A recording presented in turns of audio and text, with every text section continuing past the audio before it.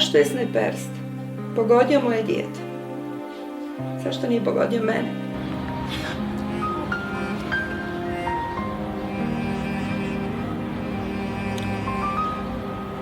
Zapravo, saznao sam da je moja djevojčica Irma, koja je imala 11 godina, ubijena.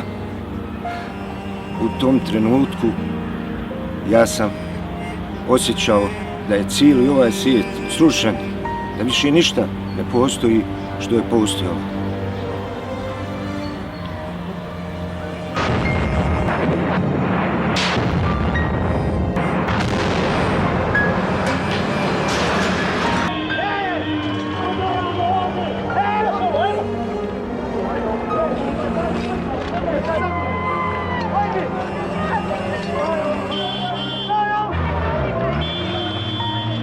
Hadi